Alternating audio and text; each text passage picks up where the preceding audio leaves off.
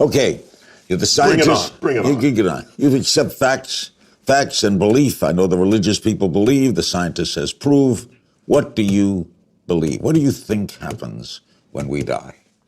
Well, so I can make some unassailable statements about what happens when you die. So you spend your life eating food.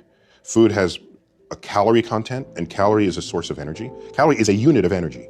You bring it in, and then the energy is available for you to maintain your body temperature at nearly 100 degrees. It's 98.6. How do you keep something at 100 degrees when nothing else around you is? You're burning energy to sustain that. Because biologically, we need to be at that temperature to function, okay? You also need energy to walk and to move. That's why you eat food. The moment you die, what happens? You don't maintain the energy. Your temperature drops. How far does it drop? To room temperature.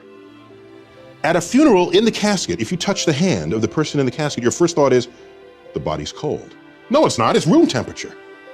But it's cold compared to 100 degrees. They're no longer burning this energy. Okay, so now, every one of your molecules has energy within it. If you get cremated, that energy gets released in the form of heat.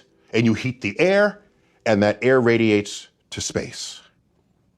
You get buried, which is how I want my body to be disposed of. Bury me.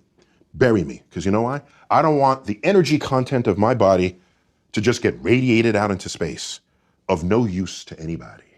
Put me in the ground. Let the worms, microbes come in and out of my body. And the energy content of my body that I had assembled over my lifetime, consuming the flora and fauna of this earth, my body then returns to them.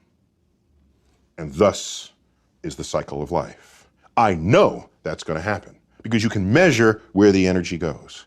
And that's how I want to go out. But you're not conscious, and that's for eternity, right? Yeah, there's no evidence that I have any consciousness of anything. And by the way, is that so weird? Did you have consciousness before you were born? Were you saying, how come I'm not on Earth? My gosh, I need to be on Earth. Or where am I? No, there's just the state of non-existence. Oh. And so I'm not given any reason. But now I am born, and I can't stand the thought of non-existence. See, I already have existence. I accept it. It is true. We fear death because we are born knowing only life. Right. I get that. However, I take another view, because I've been asked, if you could live forever, would you? Yes. Okay, we're done at the interview. Yes. No, okay, sure, that's an attractive idea. But the way I look at it is the knowledge that I'm going to die that creates the focus that I bring to being alive. The urgency of accomplishment, the need to express love now, not later. If we live forever, why ever even get out of bed in the morning? Because you always have tomorrow. That's not the kind of life I want to lead. But why, don't you fear not being around? I fear living a life where I could have accomplished something and didn't. That's what I fear. I don't fear death. You don't fear the unknown? I love the unknown. I love the, you know what I want on my tombstone? My sister has this in her notes, because in case I can't tell anyone after I die. On my tombstone, a quote from Horace Mann, great educator.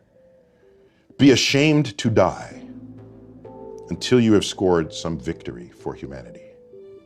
That's what I want on my tombstone. But you don't fear or think about not being around?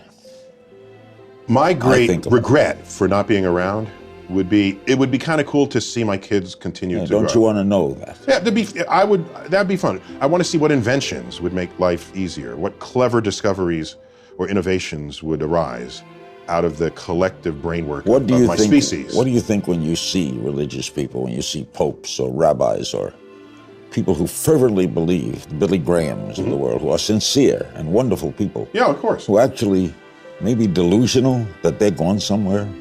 No, they're embedded in belief systems. And what I look at is I see all the belief systems, and when you line them up, they're not really compatible with one another.